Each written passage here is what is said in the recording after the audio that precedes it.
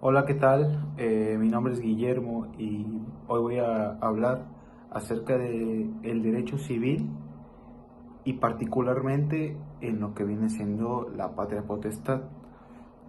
A lo largo de este video se recurrirán diversos temas como lo son el matrimonio, la disolución del matrimonio, el concubinato, eh, la tutela y la curatela. Pero principalmente y específicamente yo voy a hablar acerca de los dos temas principales que me tocaron, por lo cual voy a hablar acerca del derecho civil. Y el derecho civil en el derecho romano es básicamente una parte fundamental, debido a que el derecho romano nace, o más bien el derecho nace a partir del derecho civil. ¿Por qué? Concentrándose principalmente como objeto al individuo eh, dentro de una sociedad, pero individualizando estos aspectos y atribuyéndole derechos y obligaciones. ¿Para qué? Pues para determinar evidentemente un orden, un control y un bien común con diferente tipo de obligaciones, pero atribuyendo también el derecho, ¿no? De ahí salen las ramas como lo son el derecho penal, el derecho material, fiscal, que hoy en día laboral, familiar, que hoy ya conocemos, pero naciendo a partir del derecho civil.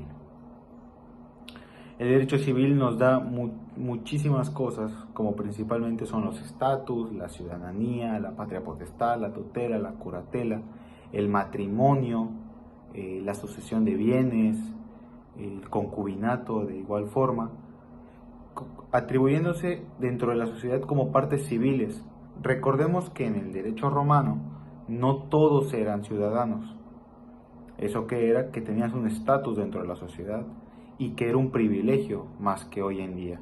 Hoy en día es mucho más fácil adquirir una ciudadanía y en ese momento ser un ciudadano era un privilegio como tal. A pesar de que existían extranjeros, esclavos eh, y por así decirlo otro tipo de derechos como era el derecho de gentes, el derecho honorario, que era más bien para los magistrados, y el derecho de gentes era para la gente extranjera. Bueno, partiendo de esto, el derecho civil tiene como uno de sus principales personajes, atribuyéndolo al pater familia. El pater familia es una parte fundamental del derecho romano, debido a que él era el encargado y representante de la familia y a su vez el responsable de todo lo que le pasa a esa familia. Es decir, si esa familia tenía progreso y adquiría tierras y adquiría esclavos y tenía un gran estatus dentro de la sociedad, era gracias al pater familias. Y si el pater familias no, no hacía una gran labor, pues al fin y al cabo la responsabilidad recurría en él, ¿no?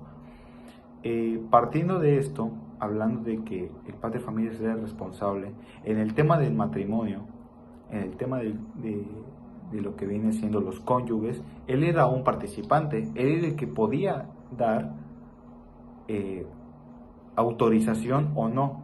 En dado caso de no hacerlo, existían otros procesos que ya conocemos por el cual ir con un magistrado y que también otorgue esa validez, ¿no? Pero el pater familias como principal recurrente era el que hacía la autorización. Incluso, eh, incluso hacían previos acuerdos entre familias para mantener y contraer el tema de la herencia, ¿no? Era un tema es un tema bastante interesante que podemos abarcar porque en esa época era más que nada, sí hablando en el tema del amor, pero era más que nada el tema de intereses entre familias, ¿no? Las familias querían mantener o incrementar ese aspecto, ¿no? Y pues al fin y al cabo se fueron estableciendo niveles de sociedades y niveles de clases, como son el nivel de clase alta y de clase baja. Y hablando en el tema específico de la patria potestad, me parece un tema bastante interesante, ya que hoy en día se sigue manteniendo esa imagen. No tanto como el pater familias, que quizás hoy en día ha sido derogado. El tema de la patria potestad para el menor para el menor de edad es un tema bastante importante e interesante, debido a que hoy en día se sigue rigiendo de la misma forma, es decir, el interés principal sigue siendo el mismo, cubrir el interés superior de la familia, el cual es el menor, atribuyéndole pues garantías de derecho que pues evidentemente ya conocemos y protegiendo al menor de edad, que evidentemente ese es el principal objetivo. Bueno, por mi parte es todo. A mí me gustaría agradecer y a pasar con el siguiente tema. Hola, buenas tardes. Mi nombre es Raúl y a mí me tocó hablar sobre dos temas, que es el matrimonio y el divorcio. Primero hablaremos, o mejor dicho, yo hablaré de qué es el matrimonio y cuáles sean los procedimientos, o mejor dicho, cuáles eran los requerimientos para que pudiera concederse el matrimonio. Bueno, el matrimonio, más que nada, antes en Roma se le llamaba ius nuptiae y era la unión conyugal monogámica a cabo con las reglas del derecho civil romano. Era la unión de dos cónyuges. Y los requerimientos, por así decirlo, lo que se necesitaba para contraer el ius nuptiae eran cuatro requerimientos: la pubertad de los cónyuges, de los futuros esposos, consentimiento del jefe de familia, el consentimiento de los esposos y el connubium. Primero que nada, la pubertad de los futuros esposos, si no mal me acuerdo, en las mujeres eran los 12 años y los hombres eran los 14 años y era para que ya estuvieran desarrollados para poder procrear y ya estar pues listos, ¿no? Para ser papás. El consentimiento de los esposos, bueno, se necesitaba el consentimiento de los ambos cónyuges para que ellos lo hablaran y así, pero a veces hasta cierto punto el consentimiento de los ambos cónyuges era tomado muy secundario, porque ya hablaremos de que el consentimiento del jefe de familia era más importante que lo de los cónyuges. Lo de los cónyuges era tomado muy aparte, muy secundario, y, y el jefe de familia era pues de ambas partes, del marido y de la mujer. O sea, ellos eran los que pues si no les hacías caso, si no se casaban, pues te sacaban de casa o algo así, o algo así. O sea, era muy importante. Y en dado caso que si el jefe de familia no te dara su consentimiento, un magistrado, no tal cual era podía ser el padre de familia, pero podía concederte el, pues el matrimonio, el ius nuptiae y el connivium, que es el último requerimiento, era una aptitud legal y era un privilegio para los ciudadanos romanos, o sea, era exclusivo solo para los ciudadanos romanos. Y y en dado caso que no tuvieras el connivium, podías, mm, podías ir con un emperador que estuviera en aquel momento y él te podía dar, pues para que podías te podía dar válido el matrimonio. Y ahora hablaremos de cómo los divorcios, el divorcio del matrimonio, cómo se acababan. Bueno, el matrimonio se podían acabar de varias formas.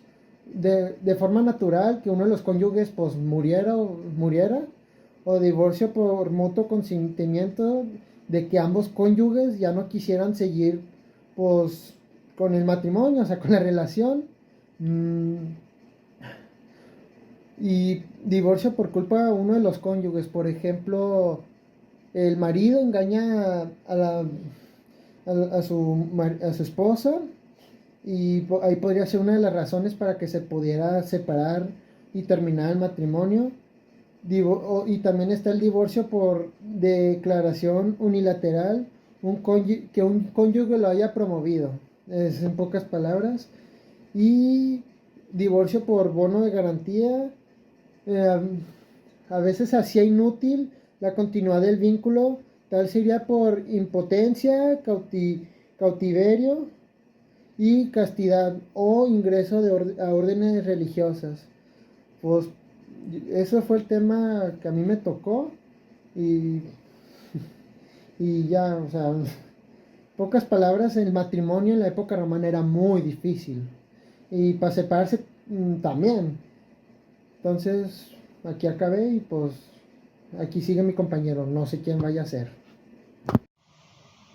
Seguramente no pocos conocen a alguna persona que vive con marido o mujer con otra, pero sin estar casados, y que dicha relación puede llevar años, incluso décadas, que tal unión puede haberse procreado o caso adoptado uno o más hijos. También es muy frecuente que en algún integrante de ese matrimonio de hecho haya fallecido y quedando en el limbo jurídico el reclamo de por concepto de pensión, por viudez o herencia. Por ejemplo, le corresponde al siguiente integrante supertiste. Para despejar dudas o sugerir propuestas de solución, se precisa lo siguiente. ¿Qué es el concubinato? De acuerdo al Código de Familia del Estado de Yucatán, el concubinato es la unión de un hombre y una mujer, quienes son libres de matrimonio, hacen vida en común de manera notoria y permanente, han procreado hijos o hijas, o han vivido públicamente como marido o mujer durante años continuos o más. Además de lo definido, ¿qué requisitos se necesita el concubinato para tener pleno efecto legal? Según el artículo 202 del Código de Familia, también es necesario que la cohabitación se prolongue de manera exclusiva, que pública y permanente, de conformidad con el artículo anterior.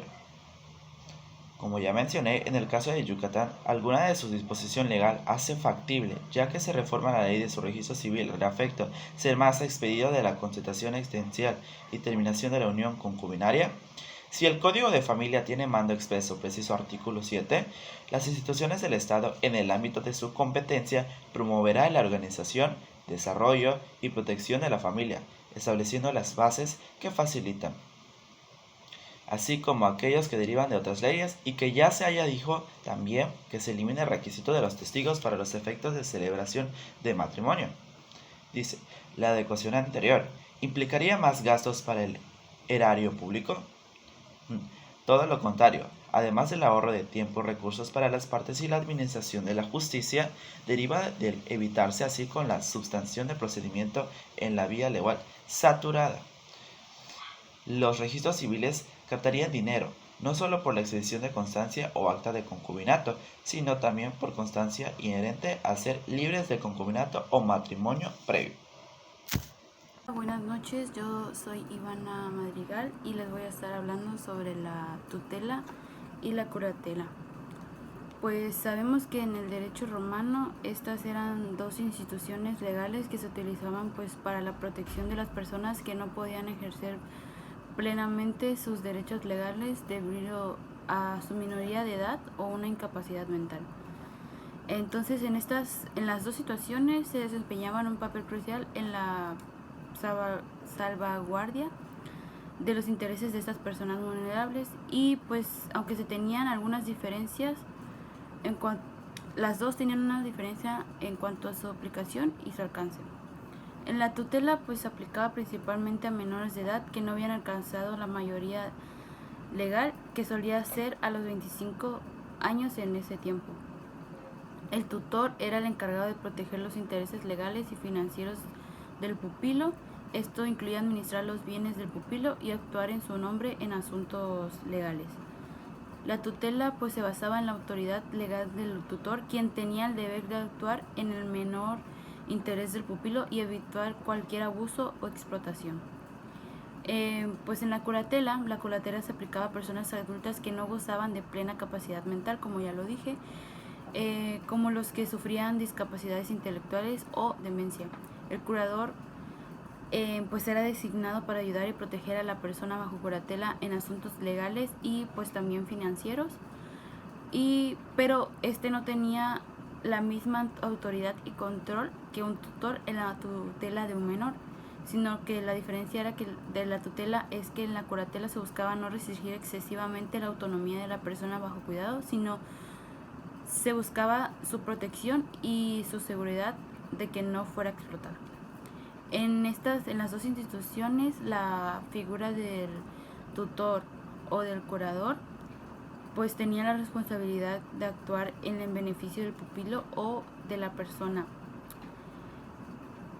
y bajo la curatela, y debía rendir cuentas para su administración, y además se buscaba pues de esto evitar un conflicto de intereses y prevenir abusos por parte del tutor o curador. Por eso tenían que presentar como un registro de todo lo que de todos los bienes de tanto del tutor como del curador para evitar esto, y si no, pues se le podía acusar de fraude.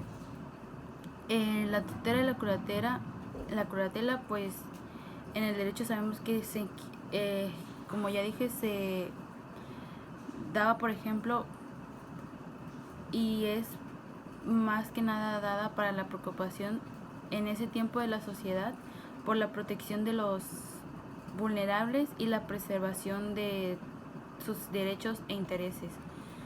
Y aunque estas prácticas específicas variaron con el tiempo y tuvieron modificaciones en diferentes periodos de la historia, estas instituciones sentaron las bases para el futuro sistema legales que abordan la protección de menores y personas con discapacidad, pues como lo es ahora.